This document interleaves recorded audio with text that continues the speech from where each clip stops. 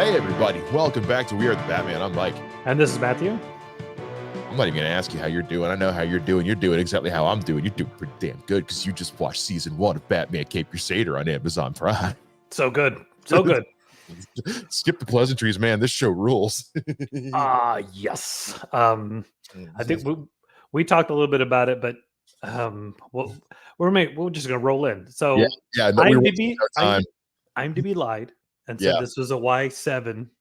Yeah. So I let my 6-year-old watch the show with me, and it was actually a TV 14. And it's not that big of a deal exactly, but there were a couple times that she was like, well, the first episode, guy gets shot, and then you watch a spider crawl in a dude's eye and just sort of sit there for a bit. So that was like, it wasn't bad, but it was interesting to watch her, because I think I told you we watch a couple episodes and she's like, can we watch a normal Batman? And I'm like, yeah. Which one? And she's like, with the Music Meister. Batman Brave and the Bold is apparently her normal Batman. She's 6. She's 6. So 6. Yeah. But anytime I put it on, she'd come back whatever she was doing and come watch it. So she watched, I think, all of it. And there was a couple moments where, like, I'd never seen her invested as much as she was in this show. It was pretty cute, but she loves Batman. So I've watched it. I've watched the whole season twice. At the time we're recording this, by the time this hits the air, I may have watched it a third time. I mean, like, I knew in my gut, I knew in my core going into this show it was going to be good. I don't think I was emotionally ready for how good it was. Because like full context, like the day it came out, August 1st, I was in Cincinnati all day. I had to work out of town, and then I had a gig that night. There was a huge storm that scared off pretty much the entire audience, like an hour before the show. So like it didn't go very well. Had a long drive home. I got home at like 10:30 at night. I was like, I'm just gonna watch one of these episodes to just like wind down. Yeah, because I think I texted you and was like, "Are you back yet?" Yeah, I was like, no. 2 episodes in, you got to watch this. And I was like, I'm going to watch one so I can end the night in a positive note, because I had to go to the office the next morning. And I think I watched 5 in a row because I finally looked at the clock and I was like, oh, it's like 1:45 in the morning. I need to go to bed. And then like as soon as I got home, or as soon as I woke up, and then Friday, I didn't get to do any of it because I was at the office all day. So Saturday morning, I like I was 5 years old again, because that's how this show made me feel. I was 5 years old again. I got up in the morning. I went upstairs. I made a big bowl of peanut butter puffs because I don't play. I got about 2 bites in, and I ate a big old weed gummy because I'm a grown up now. And I turned on the last 5 episodes, and I had a morning of Saturday morning cartoons for the first time, and I don't know how long. And dude, this show makes me feel like both a grown up. It makes me feel like a kid again who's being talked to like an adult. You know what I mean? Yes. Not that I'm saying the original series handled me with kid gloves in any way, shape, or form. It handled me as best as it could for its time, but like. Yeah, this is a I'd say a Batman show for most ages. It's not adult, it's not for little kids, but it will make you feel like a little kid again. No, it was really good. I mean, I like I said, my daughter watched it with us. My son, who's kind of now in that age of like, whatever we're watching, I'm going to do so with my laptop, because he's going to, play every so often. He would kind of check back in and out. Yeah. I'm probably going to go back. Huh? Penguin's a chick. Yeah. I'm probably going to go back and do the first 4 because my wife came in on episode 5. And I didn't think about like, oh, but then had to like literally pause and go, that's Batgirl. That's Harley Quinn. That's Renee Montoya. That's who this is. You watched it without the wife. So, well, because she was busy and she's kind of back and forth on some of this stuff anyway. Sure. Fair. But I'm like, so for her, it was like, why is everything different? I don't understand. And I was like, yeah, coming in on episode 5 is jarring.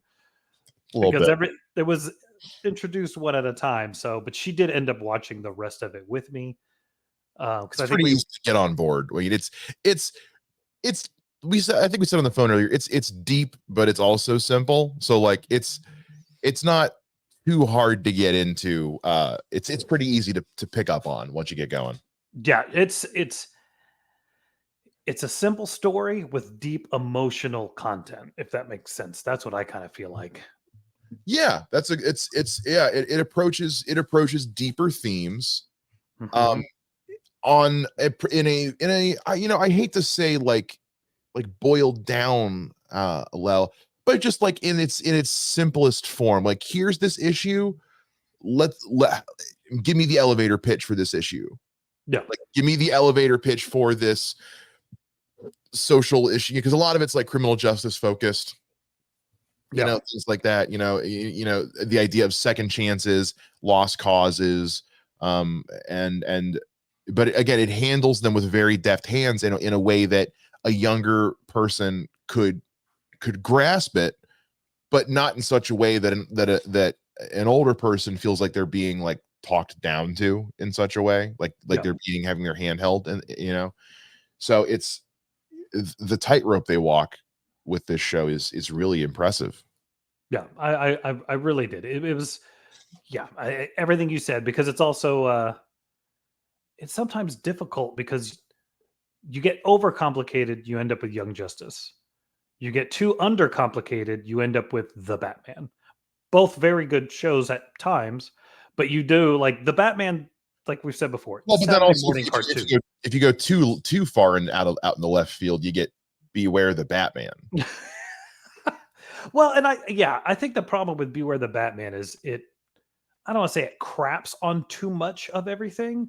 It just tried to be too different. Like this is It tried to be as different as possible. This tried to, like, at least to leave breadcrumbs back where it came from. You know what I mean? yeah. This one you still have Batman is still Batman. Gordon is still Gordon. The characters are still the characters. They just have completely different redesigns. And I Yeah. think that's where, like, because like the Batman, it's Batman, but nothing like every character Let's acted the way they were. They were just anime versions. let's get into some of these characterizations. I think the one that's kind of on everyone's is the Penguin. I think is kind of the big one.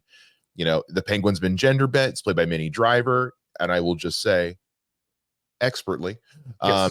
and it's we talk about doing things differently. This is one of those instances where it's like the nature of the character is the same, but the approach to that nature is different.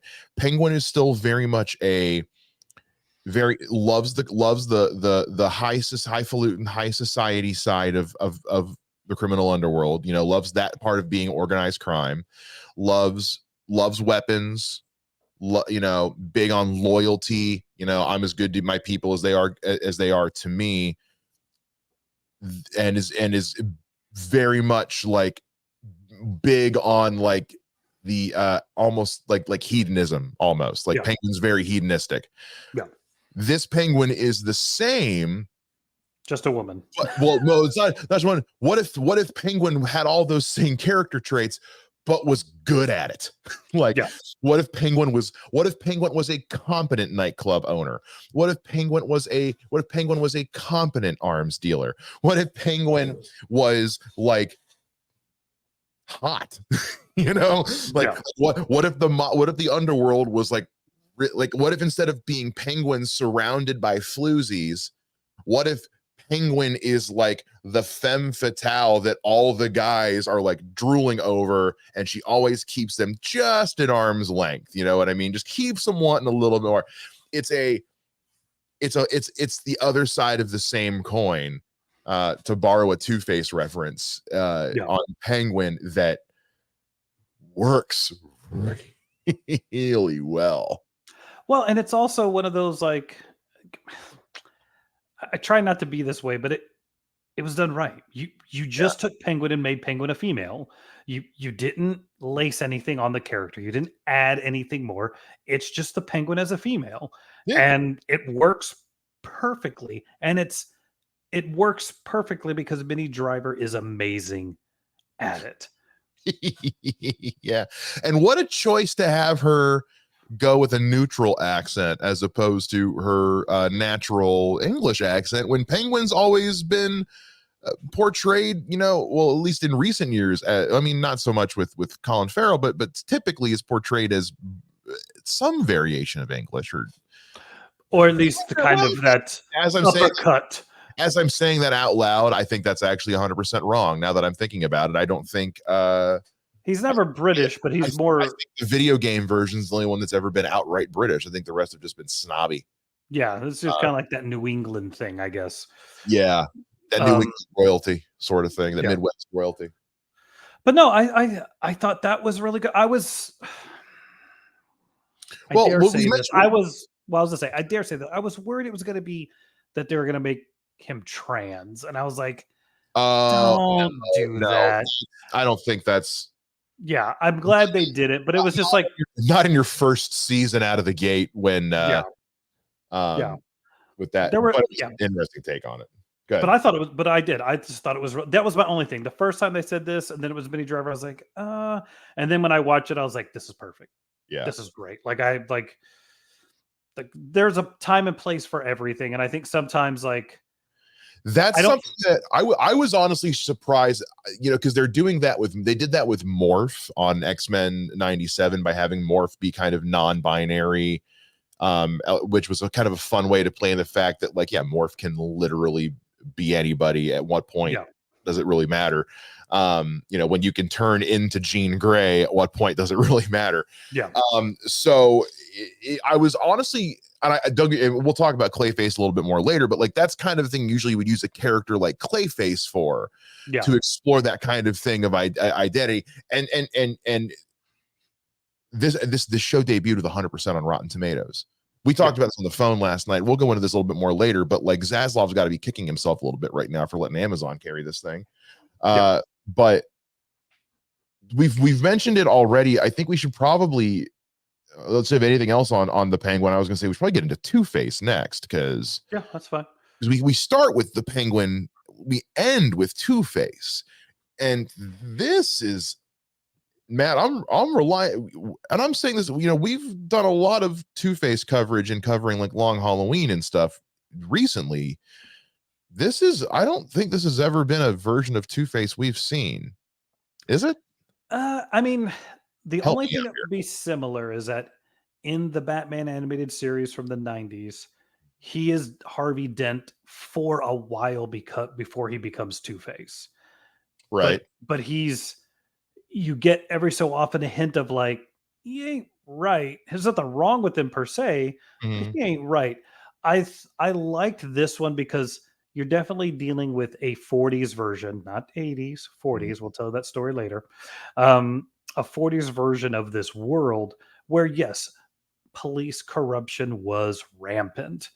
And he's kind of, I think we should say there's spoilers in this. Oh, too bad. Well, yeah, I don't have the spoiler graphic, but like, it'll be in the title. Spoilers. Also, we're releasing this a week after it's been out, and it's 10 25-minute episodes.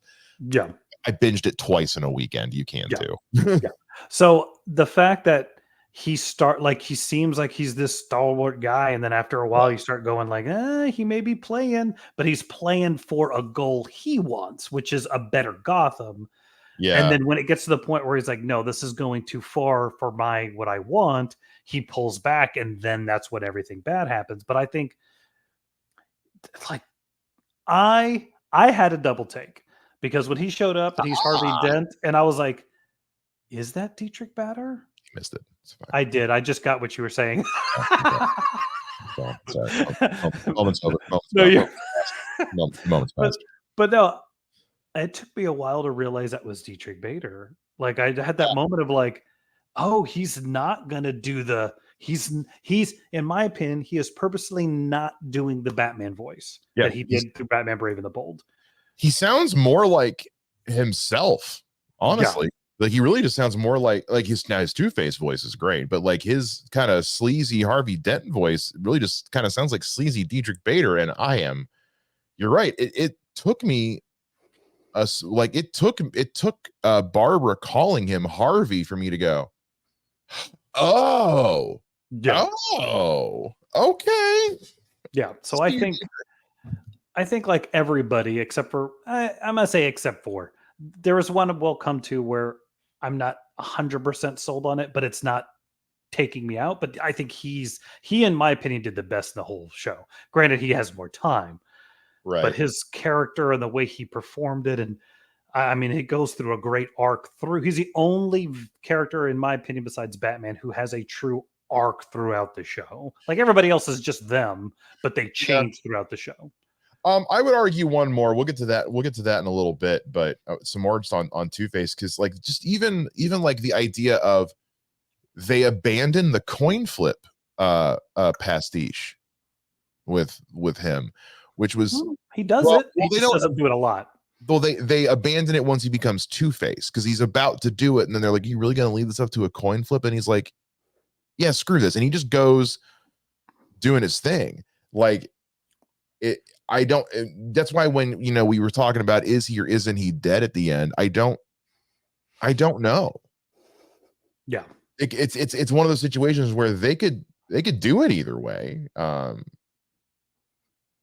be But a shame for him to be done. yeah, But it's left with the fact that he may not be back. yeah, which again is a swing. And if you're doing something, maybe that's all Dietrich Bader wanted to do. Maybe that's just Bruce Timm's way of saying, look, he's just trying to do, or maybe they've got big plans for Two-Face in DCU, and they're like, cool, do a Two-Face thing, but like, don't let him stick around too long. Like, I don't know. Or maybe Diedrich's going to be the actual Harvey Dent in the DCU. We can only hope. We would be so lucky. Well, we've mentioned it. Let's go into one of the other big like mind blowers this show was Harley Quinn. Saturday I was at a show at the club downtown, and one of the comics there's big nerd like us, and I said, hey, have you watched Cape Crusader yet? He said, no, not yet. Yeah, I'll figure it out. I said, dude, carve out the time. Like, seriously, it's an easy binge. And he messaged me last night, like 11:30 at night, and he's like, yo, this show's not fucking around. He's like, I just watched a dude get shot and die. I was like, yeah, strap in, dude. And he's somebody who hates Harley Quinn, like the character of Harley Quinn. And he loved this take on Harley Quinn. When I told him that this was based on the OG version they wanted to do, he was like, well, now I'm just more angry.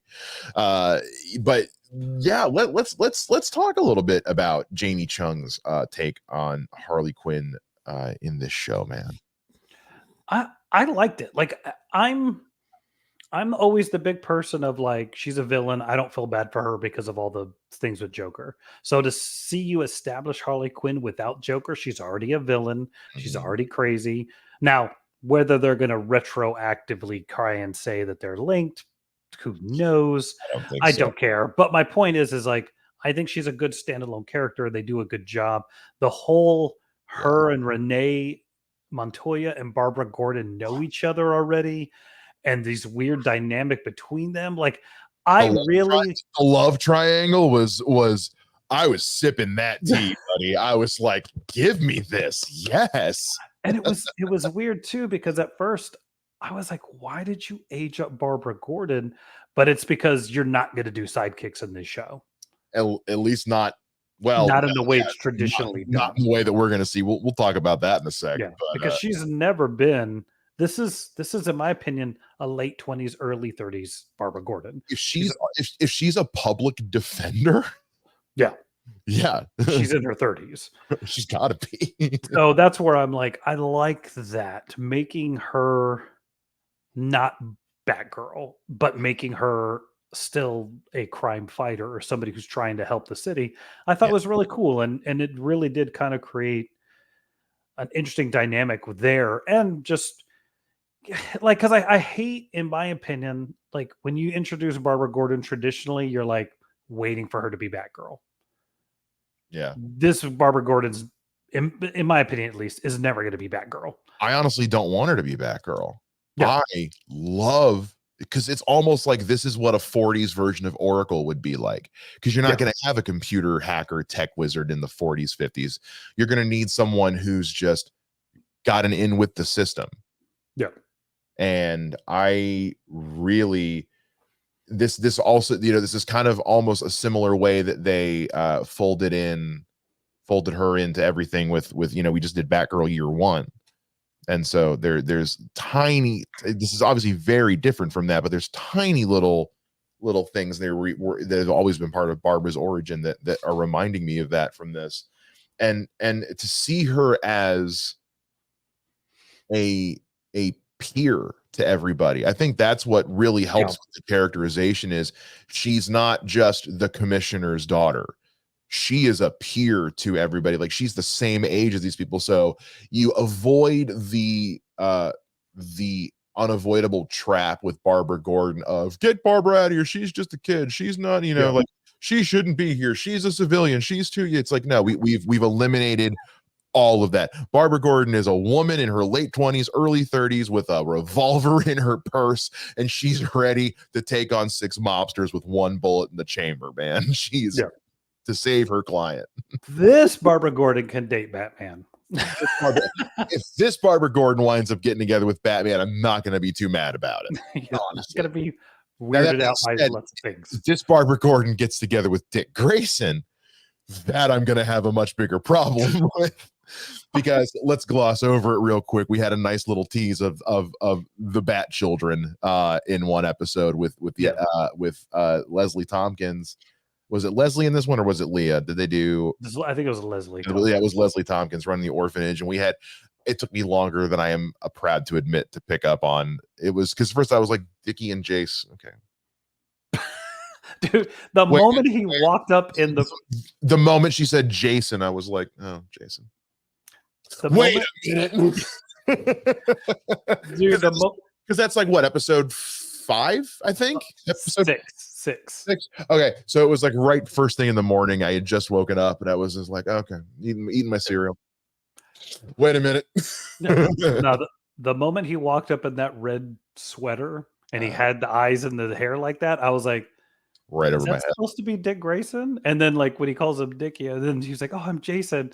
And then like it just kept going. Oh, it's Stephanie. Oh, it's Carrie. I think it was because there was no way in my mind they were ever going to touch on it. So like it wasn't even in the realm of possibility for me. But again, also I feel like if I had been watching that mid binge, I might have gotten it 9 a.m. on a Saturday when I'm mid cereal. No, it's not happening. But they did a similar thing in the animated Gotham by Ghostlight. Remember that when it was yes, because it was like some of the Newsies or something, right? Yeah, they were like the 3 like homeless boys. It was Tim, but also again no Tim in this one. I know we all agree that Tim's kind of boring, but that doesn't mean we have to just forget he exists. Okay, you gave me Steph, but you didn't give me Tim. Steph was Robin for a blink. You gave me Carrie. Carrie is an AU Robin. She's not even like. Carrie is important though. Carrie is very important. Carrie also, it was also a good episode. I will say the Nocturna episode was really cool. All I'm saying, it was totally on character point for Dick Grayson to think he was going to get some and to follow this girl, but for Carrie to be like, no, I'm using my slingshot to help. Yeah. Oh, Dick Grayson followed a cute girl into the back of the carnival. Yeah, no shit. No kidding. Yeah. Oh, I'm sorry, Jason Todd kind of died. Yeah, no kidding. Yeah. I thought that was funny. Like, really well, let's talk about Catwoman. Catwoman got her own episode, man, and she was the star of that episode. Yes. Bro, have mercy, was she the star of that episode? I'm usually not the kind of person to get attracted to cartoons. But when you tell me that Christina Ricci is the voice of Catwoman, things happen. That's all I'm saying. Things happen. I've been wanting my wife to cosplay that version of Batgirl or Catwoman for a long time. Yeah, that's your Princess Leia at this point. I know. So I'm hoping mark up that tree until the day you die. It's never happening. I was real close. Even your cosplayer of a wife is never gonna happen. Well, she likes it, but the biggest problem is you like it too much, so she won't do it. No. The problem is this: I can't pull off that version of Batman Brave and the Bold Batman. No. I could do Cape Crusader. You could do Cape Crusader Batman. You could do Cape Crusader Batman. So I'm thinking this may be back on deck. You Look, know what I mean? But also, if this doesn't do it, nothing will. I'm just saying. If this isn't the end, there's no end. Yeah. But no, I thought her portrayal was great. I thought the episode, like I said, I think this is one of those things I told you on the phone of like, if my problem is I wanted more Catwoman, that's not really a problem. Nope. That just means she was so good. I thought like giving her that weird backstory of the reason she's a thief is because her dad took all or she burned through the money. However, that kind of basically her dad skipped town, left her a large sum, and rather than be smart about it, she squandered it. Yeah. So I even though I do think my favorite part of this entire episode was when Bruce Wayne straight up cracked that dude on the mouth for talking smack about his mom.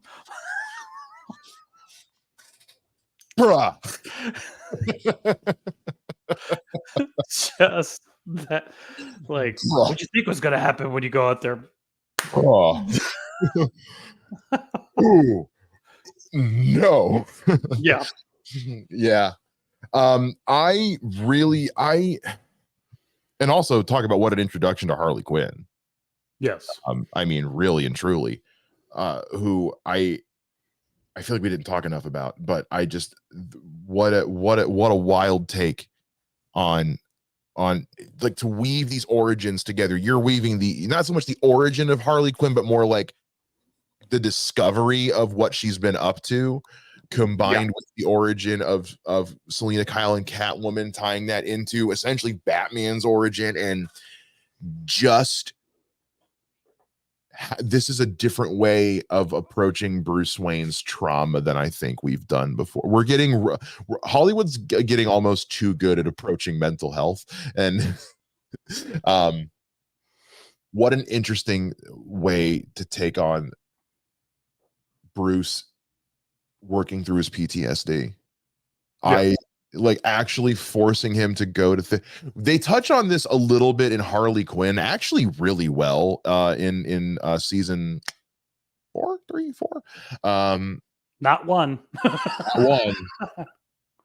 And it was humorous, but it was still heartfelt. This was, I was kind of like genuinely like floored with and I'm taking it back to Harley Quinn a little bit, but because it happened in the Catwoman episode and how that all tied in together, and it's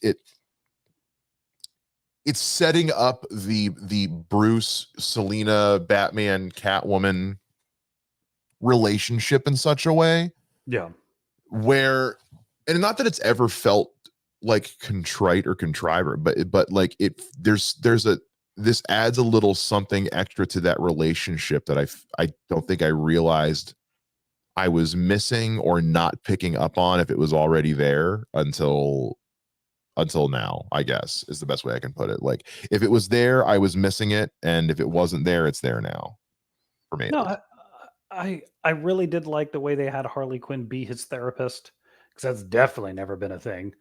And the idea that, like, I mean, I hate when it's like, oh, I've discovered you're Batman. But the fact that she discovered Bruce Wayne's not real. Like, either you're putting on such a good front, I can't tell, or that you think it's real. Terrible person. Yeah. And it wasn't I'm figuring out you're Batman. It's I know this is wrong and this is fake. I thought that was a really cool take, because I think, if a psychiatrist is worth their salt, they're gonna know what you're doing. And the fact that he almost just is like, can you sign this, doctor, so I can be done here? And I think that's an aspect, and as somebody who's in therapy and very much advocates for it, like, I do think that is an interesting way of approaching, because you don't want to necessarily have your main character, especially Batman, necessarily scoffing at the idea of therapy, at least, especially not nowadays. It's really hard to get an audience on board with a main character whose general consensus is that therapy is bad, especially when that character is Batman. If anybody needs therapy, it's Batman. but to use therapy as a way for us to explore his trauma, explore his origin in a different way that's not just the popcorn and pearls like we always see, but also a way for him to not only get help without realize, like get help in a way that he wasn't prepared for, but like you said, it's not that he's against therapy and mental health care. It's like you said, any therapist with worth their salt 10 minutes in a room with Bruce Wayne is going to know he's Batman. Yeah. So, or at least that he is hiding something big. Yeah. So, yeah, I was really happy because I was concerned going into the Harley Quinn stuff, knowing it was going to be that she was a therapist. I was like, I really hope this doesn't like in an indirect way turn people off to therapy. Well, let me ask you this. I noticed this. I'm gonna see if you noticed this. Okay. How many sessions did he have to go to her for? Was it 3 or 5? 3. It was 3. 3? Okay. Okay. Later, when in a different episode, I think it was the next one when Harley Quinn actually appears. Yeah. And Batman hands the checkbook to Alfred. It's not just 3 checks he's written her. Right. So he's still been going. No, he like that was what I took, is that he had still been going, because there's like it's like good stack. So I was like, that's interesting as well. See, now I do need to go back and watch that again. I must have just completely overlooked that or not put those pieces together. That makes me feel well. Plus, also the episode does end with her saying, like, I genuinely think you could benefit from some actual therapy. Like, there's a moment there where it's not nefarious, and as we getting back into the Harley Quinn of it all, like, she has an arc itself because she's in the show quite a bit, and we see that this Harley Quinn is more than like, and we've had decades of making Harley Quinn more than what she started out as. I'm not acting like we've never had a deeper Harley Quinn, but this one is so distinctly different and unique, and because there's none of that Joker connection whatsoever, you don't have that, for lack of a better term, taste in your mouth of her being the Joker's former sidekick. This is just its own thing. Really, and based on what they teased at the end for what we're getting with Joker, I don't know how much crossover they're gonna have at all, because they are, just from what we've seen, wildly different. Yes. But yeah, but I did think that was a nice tie-in to Catwoman, having him go through those things, having her there. The fact that he's just kind of like, I don't care, you're a criminal, I'm putting you away. And she ends up in jail and then can't make bond because of her maid is like, no, I sold all your stuff, I'm taking the money, bye. You owed me so much money. This doesn't even cover it. so yes, it is easy to imagine she's coming back. Either she escapes jail, she does her time and gets out. That, I think, is going to be an easy thing. What did you go ahead? I was like, what did you think of the whole Flash Bullock thing? Interesting. Having Flash just be another detective partnered with Bullock is definitely different. Bullock being on the take isn't new. But I will say Bullock seeming to be the less corrupt of the two is that, I mean, that was in Gotham. Like Gotham starts out like Bullock is very much just as corrupt as everyone else, and he eventually comes around to being one of the good ones. So, we're so used to Bullock being one of those, like, both loose cannon and by the book cops. Like, he hates Batman, but he also like wants to he also wants to be John McClane. So I'm curious what we're gonna do with Bullock, if he's going to continue to be, because again, we saw like Flash was more willing to, ice somebody or go do the big bad, and Bullock was just kind of like, look, man, I'm just trying to get some extra money. And Bullock is on the take. Flash is a piece of crap. Flash is dirty. Yeah. Bullock's just broke. Yeah. And an idiot. But no, Bullock didn't kill anybody this season. Flash did. Flash shot Firebug. I mean, they both shot him. They both shoot Firebug? That was how I took it. They both shot him. You're right. They both did. Yep. Justifiably so. He lit that place on fire. He did, but also he was unarmed at that point because his things, and he was surrendering. So yeah, still not good. Still not good. I liked that. I really enjoyed how they folded magic into this season, both with Gentleman Ghost and Nocturna. Yeah, and then when Midnight showed up, and don't even get me. Oh my god, I sat up straight so fast when he said, "Are you Linton Midnight?" I said, "Shut the fuck up!" No, what?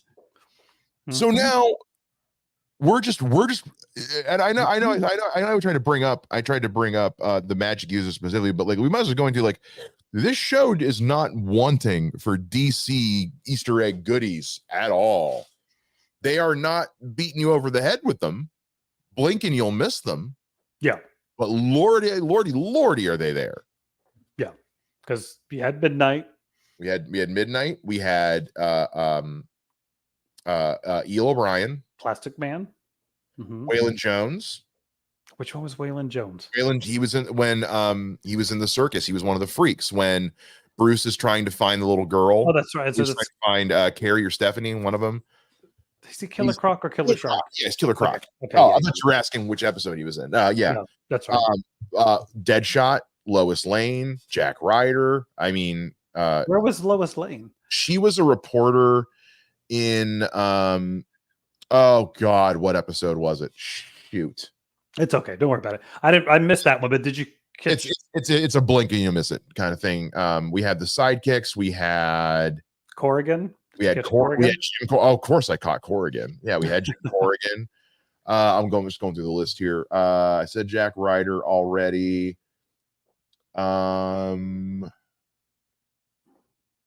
I mean, we had a ton of them in the Harley Quinn episode because we had David Crumwell shows up as Fletcher Deming, who is King Tut, and he's he's not quote unquote King Tut in this show. He's brainwashed, and we had some other guy who was made to look up kind of like Cesar Romero's Joker at one point. Yeah, one scene that was but obviously Leslie Tompkins, the Bat sidekicks, Joe Chill. We've mentioned it already, but like Joker at the end. I mean, I could go on and on and on. What am I missing? Some that no, you got him. I thought it was, the moment Midnight showed up, I was like, Mike's gonna lose his mind. I should have brick like full fledged. Oh my god, like Matt, if they put Constantine on the show. If Constantine comes on this show, Matt, I don't know what I'm gonna do. I don't know what I'm gonna do. I don't know if I can handle it, Matt. I don't know if I'm ready, because a version of Constantine that exists on a show this good, is not something my body is prepared for. We'll see. He's in England, so it may not be here. We'll see. Depends on how timelines work. Now I know it's a possibility and I want it. But no, I thought them actually saying magic exists, I think was really cool. I was a little disappointed we didn't get any Batman groaning at the magic. I wanted just one Batman going. Yeah. But I did appreciate that this Batman, again, like this Batman has arcs, and he was willing to be like, magic doesn't exist. No, it very much does. Oh. Well, shit. All right. Now I got to work around. Now I got to work with that. No, my favorite Batman moment was when after he had defeated Onomatopoeia, he's just like, pow. What a Onomatopoeia. When I saw it in the trailer, I was like, no. I thought maybe that was a different take on I thought that was going to be Deadshot. Oh no, I knew exactly who that was. Yeah. Oh, yeah. Onomatopoeia is not one that is one of those I was like, that's not Onomatopoeia. There's no way. There's no way. For this flavor of a show and this timeline they're doing where there's no text. It worked, buddy. It's perfect. It worked really well because onomatopoeia can get so silly so fast. And it was a little silly, but it was an episode that kind of warranted being a little silly because it was dark. Because it was dark as fuck. See, I really thought for a second that the guy who got shot, who was the driver of that car with the cops, I thought that was going to be like Officer Grayson or something like that. And I was like, and then I don't even think they name him. No, they don't. No. So, but if no, they did. I missed it. Yeah, maybe that was Tim Drake. Maybe it was. Or that may have been the one that. Oh, you know what? I think that's the one that was voiced by Yuri Lowenthal. It was the guy who voiced Spider-Man in the Spider-Man games. Yeah. I thought. I don't know what to say, man. Well, actually, I do know what to say.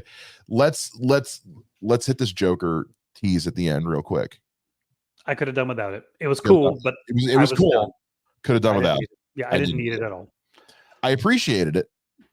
I appreciated they let us know, like, don't worry, like, we're gonna get to the Joker. Like, again, kind of like, and again, that's a very Matt Reeves thing. We saw that in the Batman. Yeah. It's very like he's coming. Like, you know, as in the Batman, it was this Joker's already been dealt with. So moving on. This one's coming, but again, different. And they have not released the name of the voice actor. And I have listened to that clip. He just laughs. He didn't talk, did he? I thought he just laughed. He says before he laughs, he says perfect because he's been testing his shit. And I'm trying, but that voice is so characterized. I'm never going to be able to. There's no way I'm picking that out of anything. That could be Alan Tudyk for all I know, because who isn't voiced by Alan Tudyk these days? I don't know. He's not an animal, so it's not. That's true. That's very true. I do also want to. Sorry, I also wanted to bring. You know, we mentioned this on the phone a little bit, but I think people have been wondering about. This is a Bruce Timm show. Matt Reeves and J.J. Abrams are attached to it. Where does all that fall as far as the storytelling goes? And I think you and I both agreed. Like, if you're one of those people who the name J.J. Abrams makes you uncomfortable, don't. Yeah. He wrote the check to make this show possible. That is it. Yeah. There's not a lick of him on any of this story. This is all story-wise. This feels like Bruce Timm and Matt Reeves. Yeah. Well, look, you look at something like the original Transformers movie, which is produced by Steven Spielberg. Mm-hmm. The only thing he told Michael Bay was, "Hey, it's a boy and his dog." Mm-hmm. That's your story. Like, that's the most minute information. Just like, go run with that, and then you got that movie. So I think with J.J. Abrams, like, I want you guys to make a dark noir detective Batman movie from the 40s. Yeah, he said, "Hey guys, I listened to this show called We Are the Batman, and this guy Mike Shea had this idea for an animated show." I mean, and I had to go back and listen to the episode. I don't know if we made that episode in like relation to this announcement or if it's pure coincidence, but we pitched like our own Batman TV shows, and mine was quite literally this, except black and white and with a journal note narration over it. Yeah. Well, so, and this is everything I wanted. Because the thing for me, honestly, I want to know, and it doesn't really per se matter, or it doesn't exactly matter, is like when they said they weren't releasing it and they were going to try and shoot it somewhere else, that was when Dietrich Bader, I don't remember, he was like, "Hey, I didn't know anything was happening." Like, that means it was already done. Yeah. So I'm really curious how long this show has been done and how long it's been sitting waiting to be released. I am too. That. I really am too, because there's not a ton of information on the Wikipedia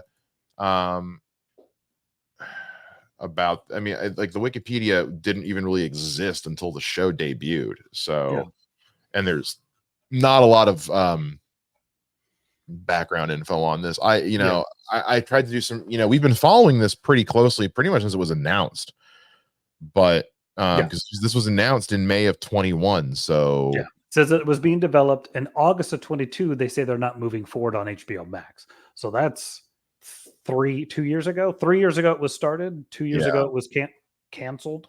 So who knows? But no, I think it's, I really like this show, dude. I mean, I think the only other thing I really wanted to bring up was the action.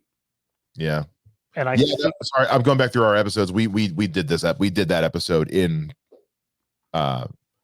an announcement of Batman Cape Crusader, but it was before we knew anything what it was. about it. They just said, hey, Bruce Timm's making a new Batman show called Batman Cape Crusader. And everybody was like, oh, cool. We didn't know it was going to be literally this. Yeah. Well, no, I like that. So I'm going to tell a little bit of a weird story. So like my kids and I watched like the original Batman serials from like the 40s, the 50s and 40s. I've got them on a DVD right back there, actually. Yeah. And the funniest thing about it is, of course, like at that time, there was an idea that Batman was the best martial artist of all time. He was just this brawler boxer dude who did stuff. And you watch those serials, and that's all it is. It's just him and Robin. It's just more like perseverance than it is skill. Bat punch. Yeah, and that's what I liked about this is like, he does kick people, but it's not like he's not doing jumping side kicks or spin kicks. He'll like shove somebody away, but he's purely a pugilist. He's purely boxing people and boxing people a lot. 40s bare knuckle street brawler. That's what he is. And I love that there was one where somebody pulls a knife on him, and my son just happened to be watching it. And he just like beats that dude senseless and racist, like, go Batman. Yeah. And like it's a testament too to the animation on this show. The animation on this show is, I can understand why this show took so long and why it may have been so expensive, because the animation is some of the best. Like, I don't know if I hate calling it 2D animation because it moves almost like it's in 3D. That's how smooth the animation is on this show, because there are moments where like Batman's cape moves in such a way, or like he's standing up and rotating, and the movement looks so fluid. Like it's like they spared no expense, they wasted no resources on a frame of this show. Well, and I think too, I was listening to one of my old episodes of Fanboy Junction, and me and my buddy were talking about like fantasy films. And the idea of like the advantage of a streaming show is you're not pressed for time. Like something like Smallville, the next season starts and then you've got to make 24 episodes within this time frame or the show doesn't come out. Yeah, that fit a certain duration mandate that could be broken up in a certain way to fit commercial formats. Like, it's tough. Yeah, but can't imagine having to be the editor on that. Yeah, but with a streaming service, you don't release it till it's done. Exactly. But I think that's what happens with a lot of these cartoons. Like even Batman the Animated Series, once it goes syndicated in its second or third season, I can't remember which, and it just starts, the art, it doesn't go completely terrible like some of the cartoons from the 80s, but you can tell like the first couple seasons of the show and the mid to later season show, the art quality isn't what it was before. And I think with this, because you're not running and gunning, hey, when the show is done, then we'll release it. It allows you that opportunity to just make very clean animation. Everything is top quality. There's not a variance in quality between angles or scenes or episodes or whatever. Everything looks amazing. So I do agree with you like that. Like the animation of this show is outstanding. Like, there's this now famous sequence from season 2 of Invincible and from the Invincible comics where they poke fun at the artistic corners they will cut to save on animation, or in the process of making comic. That is one of the most brilliant things ever. I love you. Don't know what I'm talking. If you know, you know. They didn't have to resort to any of that on this one. No, they didn't have to resort to it at all. Also, the music.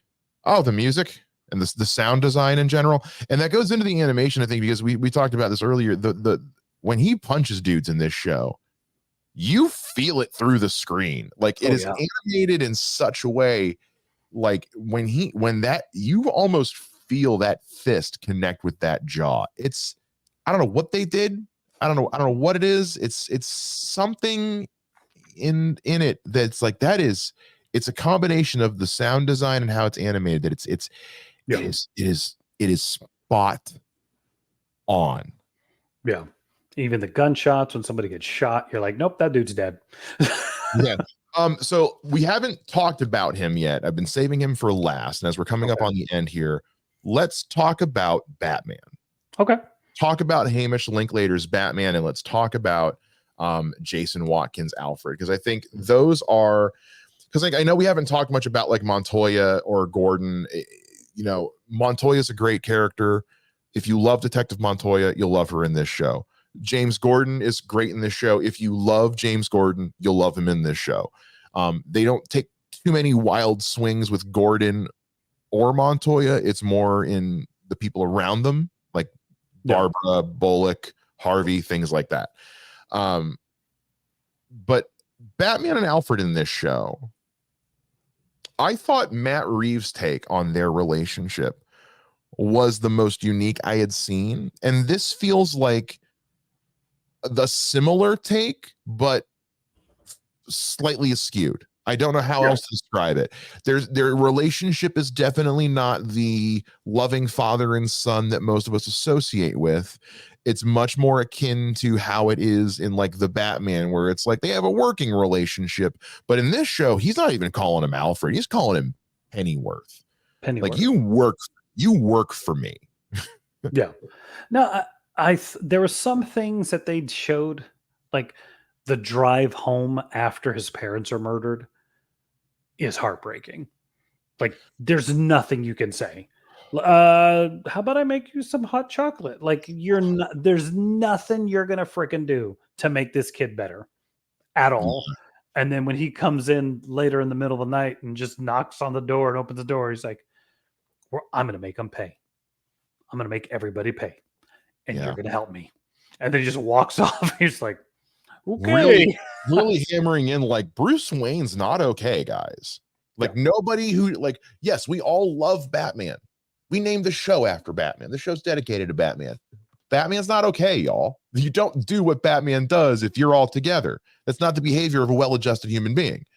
So using this show to explore that in a way that is going to be digestible to a younger audience, appreciable for an older audience, but still gives people who are just looking for a fun comic book show something to get invested in to keep them attached. And the way that the relationship between Batman and Alfred develops in this show, again, getting into I did not expect that Gentleman Ghost episode to suddenly make me feel things when we almost lose Alfred for a sec, which was in the trailer.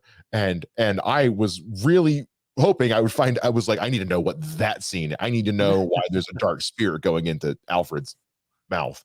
Yeah. And that almost break that he's like, you fool, I can't do this without you. And so Alfred just be like, I know. Yeah. That it was, I like their relationship. I like dude as Alfred. The design was a little different. He's never been designed that way. Yeah. But I thought like a thick boy Alfred. Well, and I think too, and this is maybe just me, but it's like sometimes you give a character like that something to explain why he's not out there with him. Yeah, he can't just always be an old man. Well, yeah, or like so in this case, it's like an Alfred that's helping. This is a younger Alfred, obviously. So normally it's like, especially we've gotten to this age of Alfreds that are like ex MI6 and ex Black Ops, ex Special Forces, and like that's cool.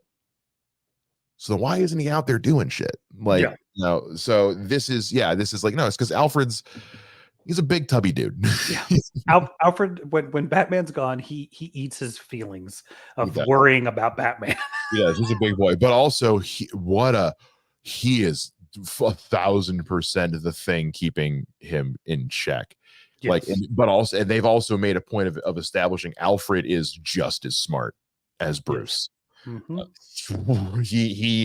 He's not wrong. He can't do this without Alfred. Yeah, Alfred's holding him together, and that last moment in the final episode where he calls him Alfred instead of Pennyworth. Alfred, thank you. You're just like. And then he gets in that one of the coolest cars of all time. Whoa, God, what a sick classic take on the Batmobile. I need that Hot Wheels stat. I need a hot toy. I need McFarlane toys Give me a version of that Batmobile now. Yeah. And trust me, when we're done recording, there has been the first appearance version of Batman figure at the Target. I'm gonna go pick it up. I kept going back and forth. Now that I've watched the show, I'm picking it up. I get paid on Friday. That's happening. Yeah.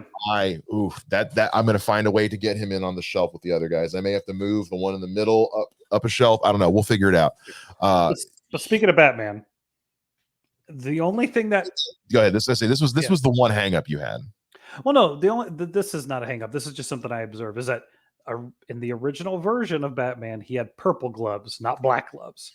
I'm so glad they gave him the black gloves. Well, wasn't the cape purple on the inner? That was New 52. No. It was a different color on the inside, but it was also a bit shorter. So they kept it long. But I thought given the black gloves was such a good idea. Yeah, I did too. And I'm on the record of saying I don't need Batman's cape to come in a mile in after. I don't need him to have a wedding train for a cape. Yeah. So it needs to be practical. Yeah. So I thought that was a cool thing. And yes, I think of everybody in the show, I didn't mind this voice actor as Batman. I really liked his Bruce Wayne because it's the swarmy fake. The Batman thing, it wasn't it's one of those I'm not sitting there going like, oh, this so sucks because his voice is not there. I just was like, it wasn't he's not gonna be my top 5 guys. The only thing I felt it was like Jensen Ackles when he does Batman's voice, you can tell he's doing the Batman voice because I want to be Batman. This is cool. This guy was like halfway between both those. And I don't know if it's just because of his voice quality, but I think the first 2 episodes I was kind of like, and then as I got used to it, it was fine, and by the end, it wasn't bothering me. But I think that was my only thing. But at the same time, he doesn't talk that much. And he really doesn't. Because again, you got the Catwoman episode where he doesn't even have. Well, that's a lie. That episode he does have a lot of screen, but there is several episodes where he doesn't have the most screen time, or he'll show up at the end to solve the problem. Yeah. So I likened it to, I think, because I liked his Batman voice more than his Bruce Wayne voice, but I also felt like his Bruce Wayne voice was supposed to sound a little rough on purpose because it's the facade. Yeah. So I appreciated that. I think, and we talked about this on the phone, but I think part of that may have been a Bruce Timm note in make the voices as distinct as possible. Make them at the end of the day, if there's one thing that I think Bruce Timm likes to keep consistent, it's distinguishable vocal patterns. Because we said, if you go back and watch the 04-05 The Batman show, there is no distinction between Bruce Wayne's voice and his Batman voice. Jim Gordon could be talking to Bruce Wayne on the phone asking for a donation to the police, and then see Batman 5 minutes later and be like, "Oh, you're Bruce Wayne. How do you know that? I heard you on the phone. I heard the Batmobile engine in the background over the Bluetooth." Honestly, Gordon does the Bruce Wayne. Why are you dressed up as Batman? I don't know. That was horrible. I don't know why I tried that. But yeah, so I felt like that may have been a Bruce Timm note. I also feel like because this is such a new Batman, the voice being a little rough, again, I'm okay with it, but I also liked it. So I was fine with it. Yeah. I honestly didn't have any of the voices where I felt like I was taken out in any stretch of the imagination. Again, there's nothing skimped on this. And I know we're about to wrap up here. You've been going for about an hour on this show, but I could talk about this show for another 3. I don't really know what, if anything, I would have done different other than not put it on Amazon Prime, because these stupid ads that are dropping in the middle of the episodes, in the middle of a sentence, are driving me nuts. No, it's an incredibly well written show, incredibly well animated. Even the things I'm saying in a negative are just the nitpicky. I have no. I'm not saying I don't want him to come back in the second season as Batman. Maybe he'll be better. Who knows? But I did really like this. I did enjoy. It was neat to watch, because my daughter is 6. she watches Trolls all the time or whatever. So just have her sit there and watch a complete Batman show with me was really cool. And there was two things that she did that were just awesome. And I'm not going to not mention them. I have to talk about them. The first thing was, I think I texted to you, is at one point she's like, this Batman's old.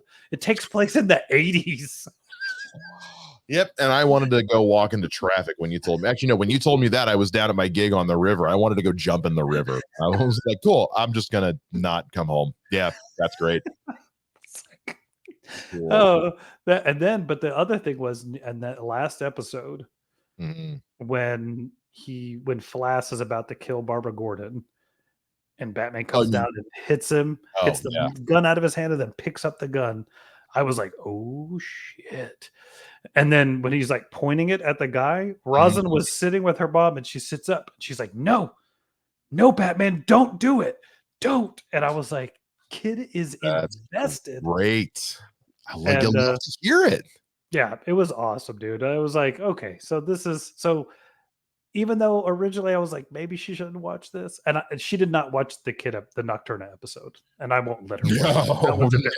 No. Yeah. No. Don't let the kid watch that one. Yeah. Yeah, but it was just cool to see her that invested, especially because like 2 hours before then, she would not stop playing the Trolls music and dancing around the living room. But how'd she do with Clayface? I loved this Clayface, by the way. At the end, when his face fully revealed, she freaked out a little. But beyond that, she was fine. It's creepy. It's a creepy look. I really liked this take on Clayface. But I love Clayface. I don't know what else to say about this show other than I can't wait for season 2. You guys need to go watch it. Season 2 is coming. Yes. Yeah, season 2 is already in. If you have not watched this show yet, I don't know what the hell you're still doing here. Yeah, but they're 10, 20-minute episodes. Like you could do it in like 3 hours. You can do it in a day. I don't. It's really hard for a show, for anything for me to be rendered speechless about something. And I was truly rendered at a loss for words when I was done with this show. Yeah. I was in like a Discord group that I'm in, and people were asking me what I thought, and I said, I honestly don't know. I said, it's all positive. It's not like I have mixed feelings. I'm just so overwhelmed as a lifelong Batman fan when you remember that like the original Bruce Timm show is the reason I am a Batman fan. That show comes out in 91. I am 2 years old in 91. That is me getting into Batman. And to have Bruce Timm now come back into my life 33 years later, and to just drop almost like a love letter, not to himself or to his old show, but a love letter to his fans with this show. Yeah. Here is literally everything you guys have ever wanted in a Batman property all at once. Less gadgets, focused on the mystery, focused on the villains, emphasis on the talent and building the world and storytelling, but not getting lost in overarching plots and being episodic. Like, if you're not on board with this show, you are choosing to not be on board with this show. Yeah. I don't know what else it would take to get someone on board with this show if they're not into it. At this point, that is a conscious decision you're making. I don't like to be objective about things like this, but I don't know what else. I don't know what else to tell you at this point. No, there's some collector. Maybe you put me in this collectors group, and someone put in the group like, well, that show is the new Batman animated show is complete total trash, and it took everything in me not to go like, bro, you are the stupidest person in the world. What happened to you? Yeah, who hurt you? Who hurt you, buddy? Who hurt you? But no, this show's fantastic. You guys need to check it out. I would love to keep talking about the show with everybody, with you. I can't wait for a second. Dude, let this run 10 seasons. Let's do it. Yeah, let it run until it's done. We haven't even like shouted out like all the writers on this show. Like Mark Bernardin was a writer on this show. Yeah. Christina Sauda directed the most episodes this season, including the first and last episode. Christina Sauda's episodes, I think, were the best of this season. Oh, yeah, hands down. Definitely. She did the first one. She did the Night of the Hunters, which is the one with Firebug. She did Moving Target, which is the one with Onomatopoeia, and she did Savage Night, which was the finale. 10 out of 10, all of them. Yeah. Holy shit. Yeah. And Ed Brubaker wrote on some of these. Mark Bernardin wrote Night Ride, which was the one with Midnight. Yeah. So thank you, Mark Bernardin, for giving me Papa Midnight. I mean, just yeah. So good. So good. Check it out. Yeah, guys, if you haven't checked out Batman Cape Crusader yet, please do so. It's on Prime Video. If you can, please do. That I don't know what else to say other than I loved it. Guys, please let us know what you thought of this show down in the comments if you're watching on YouTube. If you're listening to the show in audio format, let us know on social media at WATB Pod on Instagram and Facebook. You can find me on social media at Mr. Mike Shea. You can find me on Twitter as Mr. J Ninja. That is going to do it for this episode of We Are the Batman. We'll see you guys again next time. Same bad time, same bad podcast channel. Bye-bye.